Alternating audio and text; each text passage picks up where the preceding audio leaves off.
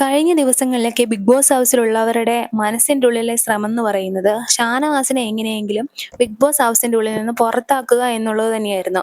കാരണം എന്താണെന്ന് നിങ്ങൾക്ക് മനസ്സിലായോ?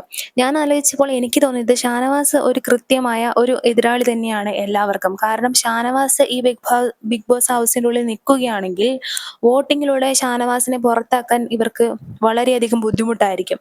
അങ്ങനെയെങ്കിൽ ഷാനവാസിനെ ഈസി രീതിയിൽ പുറത്താക്കിയാലോ, ഇങ്ങനെ പുറത്താക്കിയാലോ എന്നുള്ള രീതിയിലാണ് അവർ ഷാനവാസിനെ പുറത്തെ ഗെയിമിലേക്ക് വിട്ടത്. അതായത് രാത്രി ഉറങ്ങാതിരുന്ന് ആ ഒരു ഗെയിമിൽ ഷാനവാസ് എങ്ങനെയെങ്കിലും ഉറങ്ങിപ്പോവുകയാണെങ്കിൽ അങ്ങനെയെങ്കിലും പുറത്തു പോകട്ടെ എന്നാണ് അവരുടെ ഉദ്ദേശം.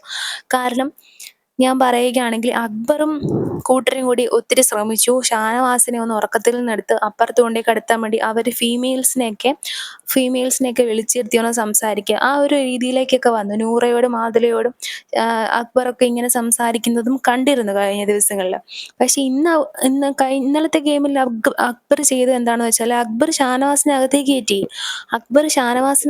ഷാനവാസിനെ അകത്തേക്ക് കയറ്റുന്നതിന് പകരം അക്ബറിന് പലരെയും അകത്തേക്ക് കയറ്റിയിരുന്നു. പക്ഷേ അക്ബർ ബുദ്ധിപൂർവ്വം ഷാനവാസിനെ അകത്തേക്ക് കയറ്റുകയും അതിന് അക്ബർ റീസൺ ആയിട്ട് പറയുന്നത്, അതായത് ഷാനവാസ് ഒരു ഹീറോ ആയിട്ട് തിരിച്ചു വരും, അവൻ ടാസ്കിൽ വിജയിച്ച് തിരിച്ചു വരും, അതെനിക്ക് ഇഷ്ടമല്ല എന്നൊക്കെയാണ്. പെൺകുട്ടികൾക്ക് അതത്ര സ്വീകാര്യമായില്ല എങ്കിലും അക്ബറിന്റെ ന്യായവാദങ്ങൾ ഇതൊക്കെ തന്നെയാണ്. ഇവരുടെ എല്ലാം മനസ്സിൽ ഷാനവാസ് പുറത്തു പോകണമെന്ന് തന്നെയാണ്. നിങ്ങൾക്ക് എന്ത് തോന്നുന്നു? കമന്റ് ബോക്സിൽ രേഖപ്പെടുത്തണം കേട്ടോ. അപ്പോൾ കൂടുതൽ അപ്ഡേറ്റിനായി ചാനൽ സബ്സ്ക്രൈബ് ചെയ്യുക.